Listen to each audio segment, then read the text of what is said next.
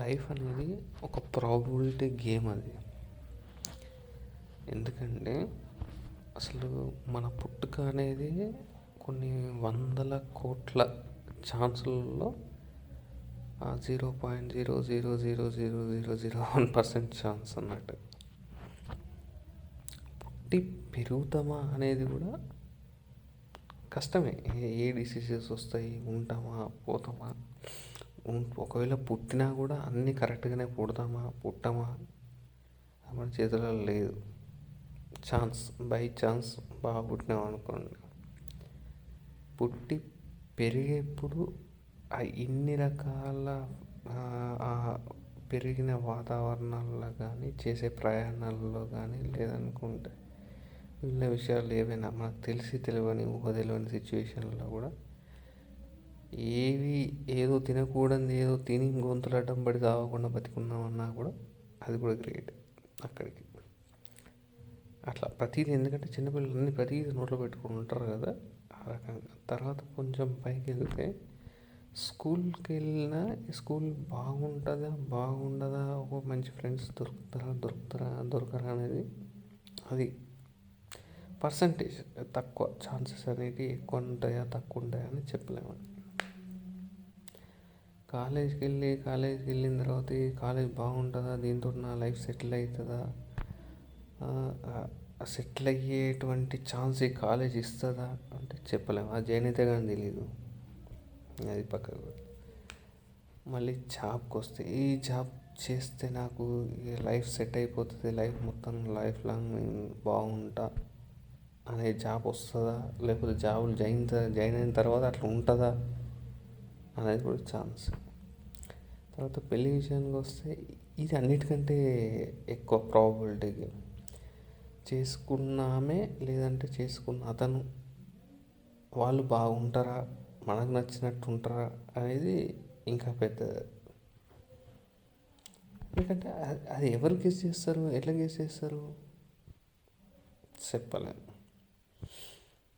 అంటే మన లైఫ్లో ఇంకా అది కాకుండా పొద్దున్న లేచి పనికి వెళ్ళే వాళ్ళందరూ ఏదైనా వాళ్ళ వర్క్లకు ఏదికి వెళ్ళినా కూడా వెళ్ళి తిరిగి వచ్చే వరకు కూడా ఛాన్స్ లేదు. అంటే సేఫ్గా వస్తారా లేదా, ఏముంటుంది ఎట్లా ఉంటుంది అనేది ఏ రకంగా చూస్తుంది. మనం చేసే ప్రతి ఒక్క పనిలా ఆ ఛాన్స్ అనేది మేము తీసుకున్న ఒక డెసిషన్ మీద డిపెండ్ అయి ఉంటుంది.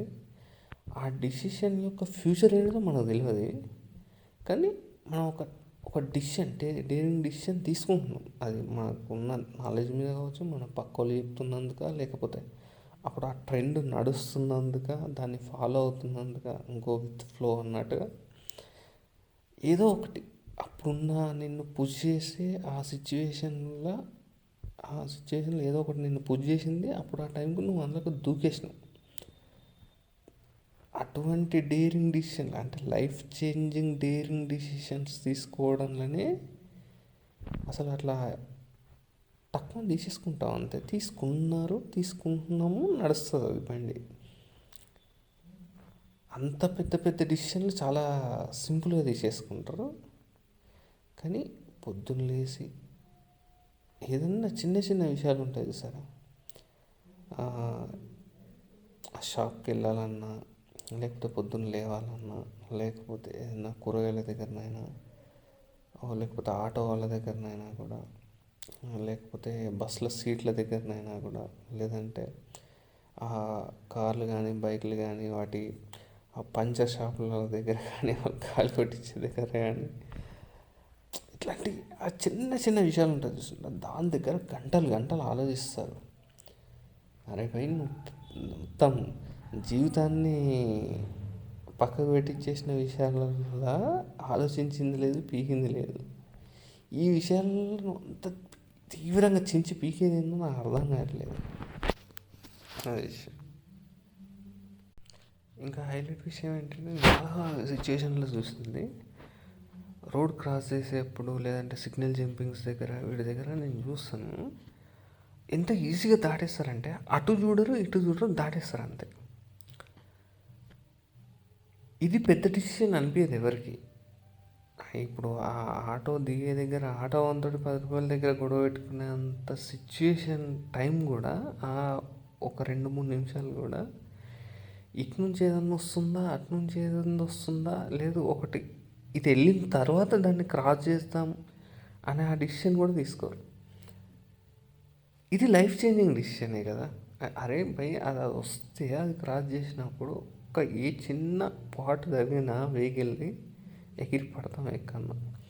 దానికోసం ఒక హాఫ్ సెకండ్ అర సెకండ్ ఎక్స్ట్రా ఆగడానికి కూడా మనకు ఓపిక ఉండదు. కానీ వీడి దగ్గర మాత్రం కావాల్సినంత టైం తీసుకుంటాం అన్నట్టు, ఏదో కొంపలు మునిగిపోయినట్టుగా.